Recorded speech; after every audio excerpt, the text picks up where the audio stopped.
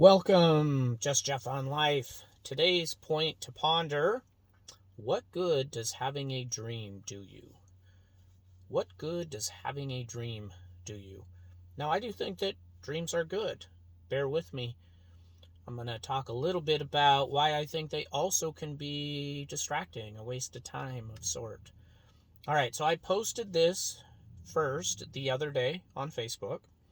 And one comment said, well, when I have the dream of the top of the mountain, it keeps me, going.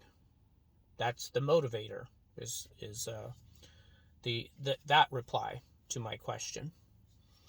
I have another friend whose dream is to be a comedian. So he is out there doing the work. He is doing comedy shows, hosting. He's succeeding, he's failing, he's learning, growing, tripping on his feet. Now, those two are good examples of having a dream. Now, I propose that they were no longer dreams, they were realities.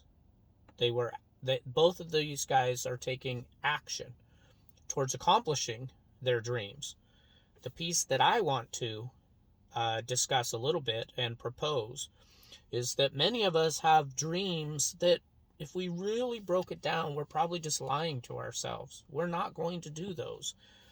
I've had two conversations since this post that I think illuminate the idea.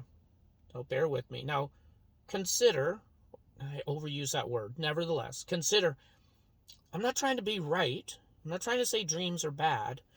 Just opening up some thoughts around, do we have some dreams that are actually distractions, waste of time for us? So one friend of mine, ex-husband, wanted to go to Europe. He wanted to go to Europe his entire life. I think this is the classic one. I would love to see percentages of people who said they wanted to go to Europe versus those who did. And ultimately people die with I wanted to go to Europe. Okay, so he said that since he was in college, he wanted to go to Europe. So on their 25th anniversary, let's go to Europe. They didn't go to Europe. And even now, he's still not gone to Europe. Now, I'm going to guess he's probably never going to Europe. Now, he might go to Europe. That'd be awesome. Someone else I know wants to go to Hawaii. No, I don't think they actually want to go to Hawaii. Why? Because there's constant resistance around, okay, let's do this to help make that happen. Now, those two examples are not alone. In fact, I think that is the norm. So the first two examples I gave, those people aren't dreaming anymore. They're doing. Now, I understand some dreams are long in their realization. But so one of the good that having a dream does us is it appeases us. Oh, I have a dream that one day I'm going to own a house with a fancy front porch. Or I'm going to have a Corvette. Or I'm going to have, I don't know, whatever it is. I'm going to go to Europe. That's a classic one. But we're not doing anything towards accomplishing those goals. There's no action steps put in place. And here's what I think happens in our psyche. There's a fear and apprehension. Let's say I've been saying I want to go to Europe my entire life. Somebody says, all right, let's go to Europe. Whoa. Now, I may not react quite like that, but, I have to not be at work. I'd have to figure out where I'm going to go. What is it going to cost? And all of a sudden, the truth is, I have a whole bunch of internal apprehension or fear around going. So it has served me for my entire life to go, I want to go to Europe. It's a talking piece. It's a distraction. It appeases me, and that I don't have to have any other dreams, because I have a dream. I dream of going to Europe. Now, here's an interesting piece, too. Let's say we acknowledge that. We may not be able to simply just let it go. There's a practice of sort, too, of how do we let go of those dreams that we say we have, but we aren't really going to accomplish them. I have a dream of owning a house on a lake. No, I don't.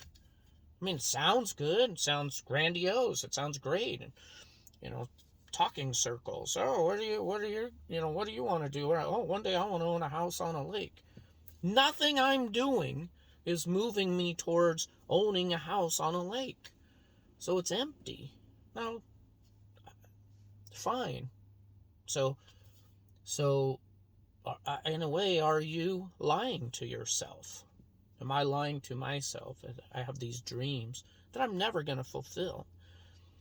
So I would propose that if we asked ourselves, oh yeah, the reality is either I'm not going to go, or there's a chance I'm not going to go. What if I table it?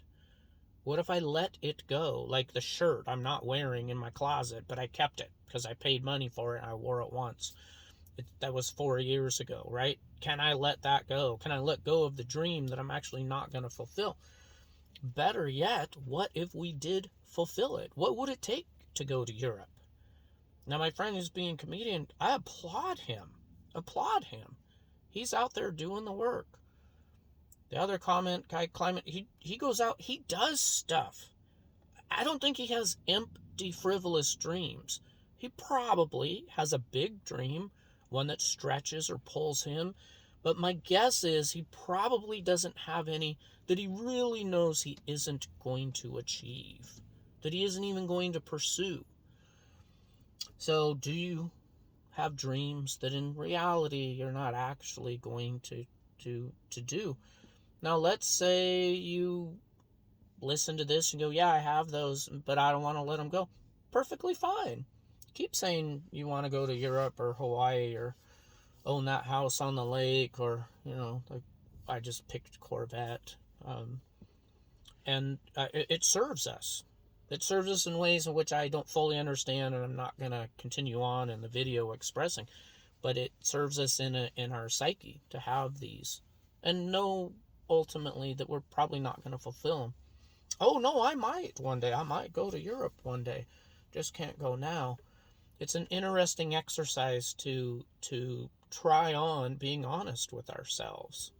All right, so what good are your dreams doing you?